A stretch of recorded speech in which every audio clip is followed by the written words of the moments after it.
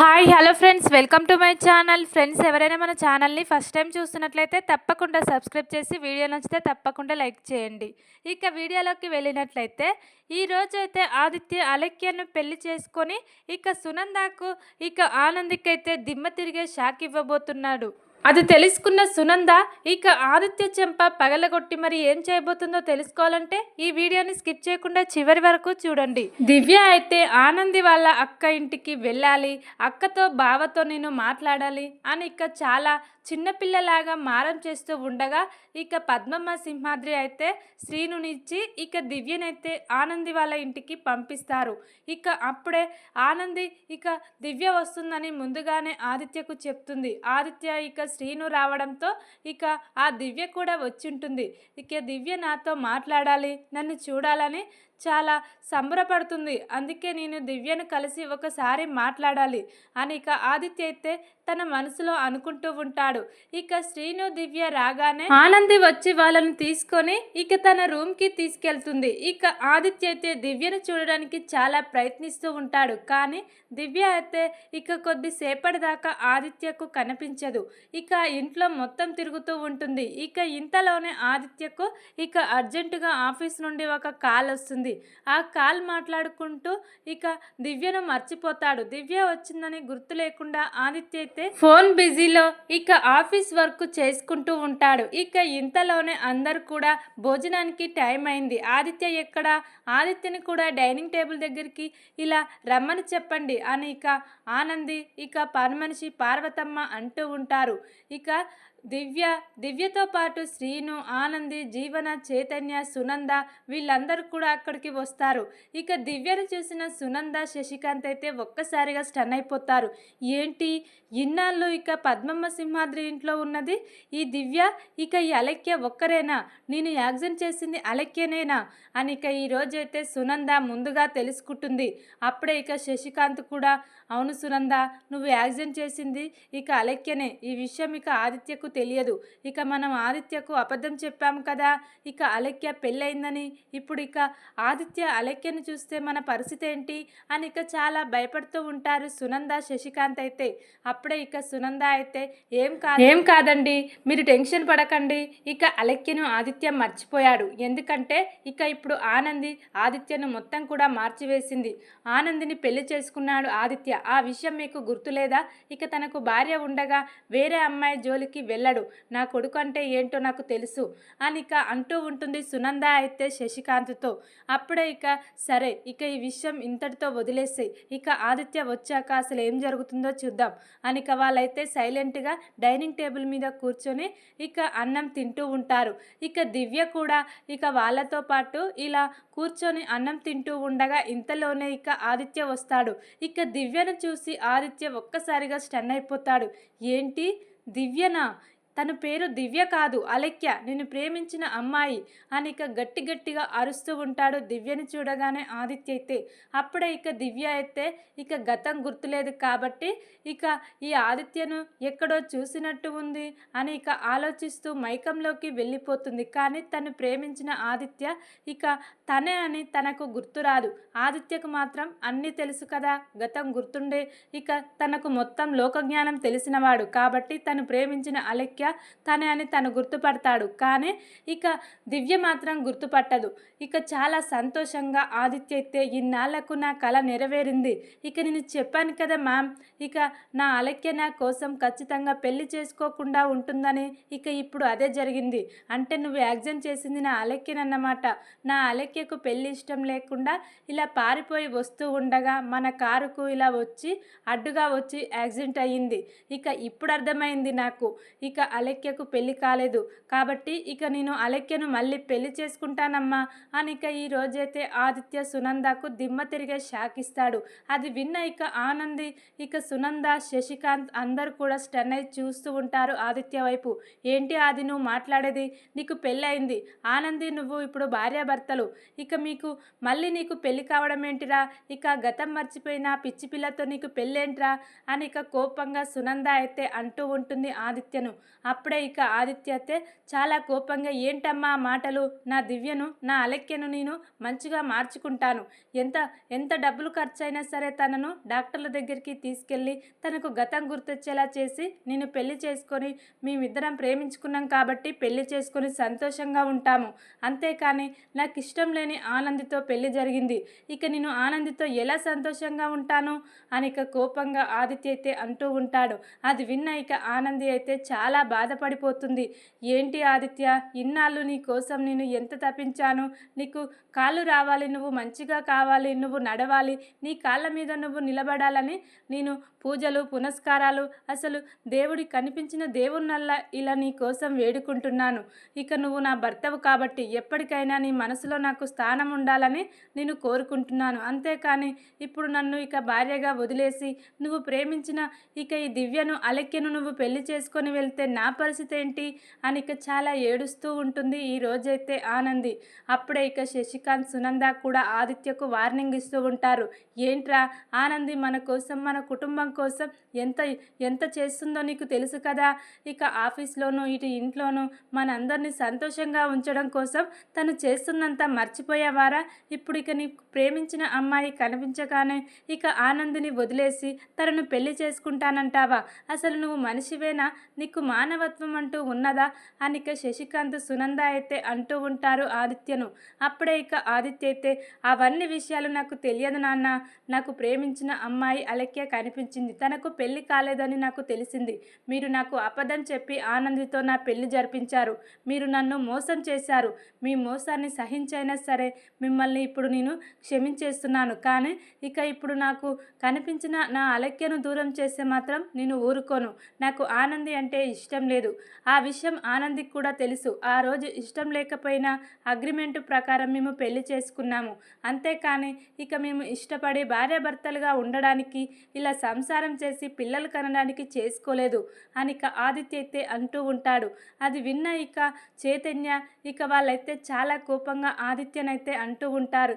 ఏంటన్నయ్య నువ్వేనా అసలు ఇలా మాట్లాడేది, నువ్వు ఇక 10 మందికి ఇలా న్యాయం చేస్తావు ఇలా అనుకున్నాము, కానీ నీ జీవితాన్ని నువ్వు ఇలా నాశనం చేసుకుంటావని మేము కలలో కూడా ఊహించుకోలేదన్నయ్య అని ఇక చైతన్య కూడా చెప్తూ ఉన్నా, అప్పుడే ఇక ఆదిత్య అయితే ఏంట్రా చైతన్య, నువ్వు మాత్రం ఇలా లవ్ మ్యారేజ్ చేసుకొని జీవనతో సంతోషంగా ఉంటున్నావు, మరి ఇక నేను మాత్రం ఇలా అరేంజ్ మ్యారేజ్ చేసుకొని నా జీవితాన్ని మొత్తం ఇలా ఎలా ఉంటానురా అని ఇక అంటూ ఉంటాడు కోపంగా చైతన్యని కూడా ఆదిత్య. అప్పుడే ఇక అది కాదన్నయ్య, ఒక్కసారి ఆనంది వదిన గురించి ఆలోచించు, వదిన చాలా మంచిది, వదిన మన ఇంటికి రావడం మన అదృష్టం, ఇక తన సంతోషం కంటే మన సంతోషం కోసం చాలా చేస్తుంది, అలాంటి వదినకు అన్యాయం జరగడం నాకు ఇష్టం లేదన్నయ్య, ఇక వదిన లాంటి వాళ్ళను ఇలా దూరం చేసుకోవడం మంచిది కాదన్నయ్య, ఒక్కసారి ఆలోచించన్నయ్య, నేను నీకంటే చిన్నవాడినే కావచ్చు, కానీ నేను ఎందుకు చెప్తున్నానో అర్థం చేసుకో అన్నయ్య, ఇక ఆనంది వదినకు మాత్రం అన్యాయం చేయొద్దన్నయ్య అని ఇక బ్రతిమాలుతూ ఉంటాడు చైతన్య కూడా. అప్పుడే ఇక ఆదిత్య అయితే లేదురా, మీరు ఎంత చెప్పినా మీరు ఎవరు చెప్పినా నేను నా అలెక్యనిక దూరం చేసుకోను, నా అలెక్య నాకు కనిపించింది, ఈరోజు నాకు పండగ రోజు, ఎలాగైనా నా అలెక్య కూడా ఇక నేనంటే ఏంటో నేను తెలిసేలా చేసుకుంటాను, తను ప్రేమించింది నేనే అని తనకు కూడా ఇలా తెలిసేలా, తను కూడా సంతోషపడేలా నేను చేసుకుంటాను అని ఇక చాలా సంబరపడుతూ ఉంటాడు ఈ రోజైతే ఆదిత్య. అప్పుడే ఇక అలెక్యను చెయ్యి పట్టుకొని, పద అలెక్య, ఇప్పుడే నీ మెడలో నేను తాళి కడతాను అని ఇక అలెక్య చెయ్యి పట్టుకొని వెళ్తూ ఉంటాడు ఆదిత్య అయితే. అప్పుడే ఇక సునంద అయితే చాలా కోపంగా, నువ్వు ఇప్పుడు ఇంట్లో నుంచి ఈ అలెక్యను తీసుకొని వెళ్తే మళ్ళీ ఇంట్లోకి రావడానికి వీల్లేదు అని ఇక కండిషన్ పెడుతుంది. అప్పుడే ఇక ఆదిత్య అయితే ఏంటమ్మా బెదిరిస్తున్నావా, ఇక నేను మళ్ళీ ఈ ఇంట్లోకే వస్తాను, నేను నా అలెక్యను తీసుకొని ఈ ఇంట్లోనే ఉంటాను, ఇక నువ్వు ఏం చేస్తావో నేను చూస్తాను అని ఇక ఆదిత్య అయితే తన అమ్మకు ఇలా ఎదురు సమాధానం చెప్తూ ఉంటాడు. ఇక వాళ్ళ అమ్మకు ఇలా ఎదురు సమాధానం చెప్పడం చూసి అందరూ కూడా స్టన్ అవుతారు.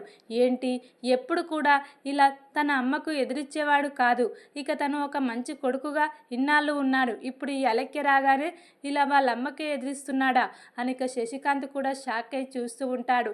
అప్పుడే ఇక సునంద అయితే కోపంగా, ఏంట్రా అది, నా మాట అంటే నీకు లెక్కలేదా?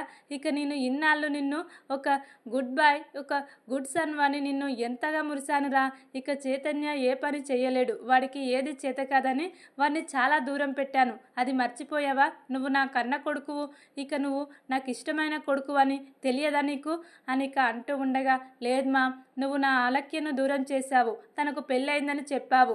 ఆ రోజే ఇక నీకు నాకు మధ్య దూరం కూడా పెరిగిపోయింది. ఇక ఇప్పుడు నా అలక్యను నా కళ్ళతో నేను చూశాను. ఇక నేను ఎందుకు వదిలేస్తాను? నా అలక్యను నేను ప్రాణంగా ప్రేమించాను, నాకంటే ఎక్కువగా తననే ప్రేమించాను, అందుకే తనను వదులుకోలేకపోతున్నాను అని ఇక అంటూ ఉండగా, అప్పుడే ఇక సునంద అయితే నోరు ముయిరా అని ఇక ఇలా ఆదిత్య చెంప పగలగొట్టి ఇక ఇలా అలక్య చెయ్యి పట్టుకున్న ఆదిత్య చెయ్యి తీసి పడేస్తుంది. అప్పుడే ఇక అలక్య అయితే షాకే చూస్తూ ఉంటుంది. ఏంటి అసలు ఏం జరుగుతుంది? బావగారు నా చెయ్యి పట్టుకొని నన్ను ఎక్కడికి తీసుకెళ్తున్నాడు ఆనంది అక్క అని ఇక గతం మర్చిపోయిన ఇక దివ్య అయితే అంటూ ఉంటుంది. అప్పుడే ఇక తనకి ఏమీ అర్థం కావట్లేదు. కానీ ఆదిత్య మాత్రం ఎలాగైనా అలక్య మెడలో తాళి కట్టాలి, నన్ను ఇంట్లో నుంచి పంపించేయాలి, నాకు భార్యగా స్థానం లేదని నన్ను ఇలా అవమానిస్తున్నాడు అని ఇక చాలా ఏడుస్తూ ఉంటుంది ఆనంది అయితే. ఇటు దివ్యకు సమాధానం చెప్పలేక, ఇటు ఆదిత్య తన మనసులో స్థానం లేదు అన్నందుకు ఇక ఏం చేయాలో అర్థం కాకుండా ఇక ఆనంది అయితే ఇలా ఆదిత్య దగ్గరికి వెళ్ళి, నన్ను క్షమించండి, నీకు భార్యగా ఉండాలంటే నేను ఏం చేయాలి? నాలో ఏం తక్కువ ఉంది? ఇక అలక్యకు నాకు మధ్య ఏంటి తేడా? ఇక తను నిన్ను ఎంతగానో ప్రేమించిందో నేను అంతకంటే ఎక్కువగా ప్రేమించాను. ఇక నా ప్రేమ నీకు ఎందుకు అర్థం కావట్లేదు? ఇక నన్ను భార్యగా ఒప్పుకోండి అని ఇక చాలా బ్రతిమాలుతూ ఉంటుంది. ఈ రోజైతే ఆనంది ఆదిత్యను, అయినా కూడా ఆదిత్య మనసైతే కరగదు. ఇక అప్పుడే ఇక సునంద అయితే ఇలా గట్టిగా ఆదిత్య చెంప పగలగొట్టి, ఇంతటితో ఇక నీకు మాకు ఎలాంటి సంబంధం లేదు అని అనుకుంటేనే నువ్వు అలక్య మెడలో తాళి కట్టాలి. ఆనందికి ఇక మాకు నువ్వు అన్యాయం చేసిన వాడివి, ఎప్పటికైనా అలాగే ఉండాలి. ఇక ఎప్పటికీ మా దగ్గరికి మాకు దగ్గర కావాలని చూడొద్దు. ఇక నీకు ఇప్పుడు కాళ్ళు లేవు, ఆ అమ్మాయికి గతం గుర్తులేదు, పెళ్లి చేసుకొని ఎక్కడ ఉంటారు, ఏం చేస్తారు? ఇలా మాకందరికీ అన్యాయం చేసి నువ్వు ఎలా సంతోషంగా ఉంటావురా అని ఇక చాలా కోపంగా సునంద అయితే అంటూ ఉంటుంది ఇక ఆదిత్యను. అయినా కూడా ఆదిత్య అయితే, నేనేం చేస్తానో ఎక్కడుంటానో మీకు అనవసరం, నన్ను వదిలేస్తానన్నారు కదా, వదిలేయండి, ఇక నేను మాత్రం నా అలక్యను ఇక వదిలేసేది లేదు అని ఇక కోపంగా అలాగే మాట్లాడుతూ ఉంటాడు.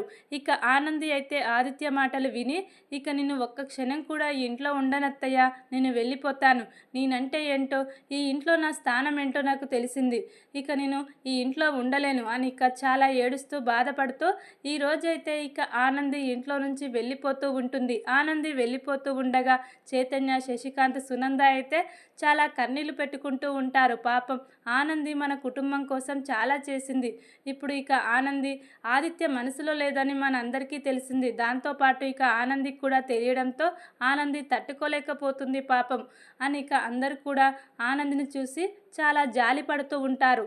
ఇక చాలా ఏడ్చుకుంటూ ఇక ఇదంతా ఇక పద్మమ్మ సింహాద్రి వాళ్ళ ఇంటికి వెళ్ళి జరిగిన విషయం మొత్తం కూడా చెప్తూ ఉంటుంది. ఈ రోజైతే ఇక ఇలా కుట్టి, అప్పుడే ఇక జ్యోతమ్మ వాళ్ళందరూ కూడా గుంపులు గుంపులుగా చేరి కుట్టికి వచ్చిన కష్టాన్ని చూసి చాలా కన్నీళ్లు పెట్టుకుంటూ ఉంటారు. ఇక ఎవరో అమ్మాయి అనుకొని మనం ఇంత బాగా చూసుకున్నాం, కానీ చివరికి ఆ అమ్మాయి వల్లనే నీ జీవితం ఇలా అయిపోయిందా? ఇక కాపాడిన వాళ్ళే ఇక నీ జీవితాన్ని ఇలా చేశారు. ఇదంతా ఆ అమ్మాయి కావాలని చేసిందా? అసలు ఆ అమ్మాయికి గతమే గుర్తులేదు. అసలు ఎందుకు ఇలా జరుగుతుంది నీ జీవితంలో? ప్రతిసారి కష్టాలు ఎందుకమ్మా నీకే వస్తున్నాయి?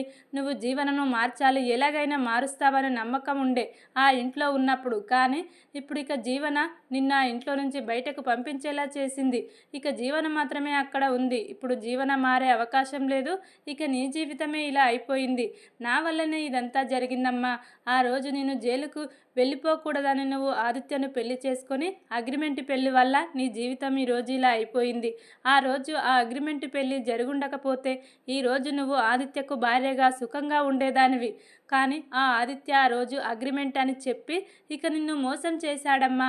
తనకు సరైన విధంగా ఒక లాయర్గా నేను బుద్ధి చెప్తానమ్మా, నువ్వు బాధపడకు తల్లి అని ఇక జ్యోతమ్మ అయితే ఓదారుస్తూ ఉంటుంది ఈ రోజైతే కుట్టిని. ఇక కుట్టి ఇలా ఇంట్లో నుంచి బ్యాగ్ సర్దుకొని రావడం చూసి జీవన అయితే చాలా సంతోషపడుతూ ఉంటుంది. ఇన్నాళ్లకు నా కోరిక నెరవేరింది, నేను అనుకున్నట్టు జరిగింది అని ఇక ఇందుమతి జీవన అయితే ఇక కుట్టి కష్టాలను చూసి చాలా నవ్వుకుంటూ ఉంటారు. ఇక ఆదిత్య అయితే అలెక్యను వదిలేసేది లేదు, నేను ఎలాగైనా అలెక్య మెడలో తాళి కడతాను అని ఇక ఆదిత్య కూడా అలెక్యను తీసుకొని ఇక ఇంట్లో నుండి బయటకు వెళ్ళిపోతాడు. ఇక గుళ్ళోకి లేకుంటే ఎక్కడికైనా తీసుకెళ్ళి ఇక అలెక్య మెడలో తాళి కట్టబోతున్నాడా మరి ఇక ఆదిత్య అనేది చూడాలి. ఇక ఈ విధంగానైతే కుట్టి జీవితం ఇలా కాబోతుంది. మరి ఇక సునంద, శశికాంత్, చైతన్య ఏమైనా చేస్తారా? ఇక అలెక్య ఆదిత్య పెళ్లి చేసుకోకుండా ఇక ఆదిత్యకు చైతన్య, సునంద ఇక ఆనంది గొప్పతనం గురించి, ఆనంది అంటే ఏంటో ఇక చెప్పి ఎలాగైనా వాళ్ళ పెళ్లి ఆపేస్తారా? ఇక ఆదిత్య అలెక్య పెళ్లి అనేది చూడాలి. మరి ఇక జ్యోతమ్మ ఏ విధంగా ఇక ఆదిత్యకు బుద్ధి చెప్పి ఆనంది ఆదిత్య కలిసేటట్లు చేయబోతుంది. మరి ఇక తన కాళ్ళు పోవడానికి కారణం జ్యోతమ్మ కాదు, జీవన.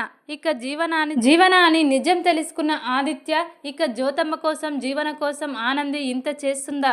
ఇక వాళ్ళ కోసం అంత చేసిందంటే ఇక ఒక భర్తను కాపాడడం కోసం ఎంత చేసుంటుంది? ఇక నా కోసం కూడా చాలా చేసింది అని ఇక ఆనంది గొప్పతనం గురించి చైతన్య ద్వారా ఖచ్చితంగా ఆదిత్య తెలుసుకొని ఇక చివరికి చైతన్య వల్లనే ఆదిత్య, ఆనంది కలవబోతున్నారు అనిపిస్తుంది. చూద్దాం మరి ఇక తర్వాత ఏం జరగబోతుంది అనేది. వీడియో కనుక మీకు నచ్చినట్లయితే లైక్ చేసి సబ్స్క్రైబ్ చేసుకోండి friends. Thank you for watching.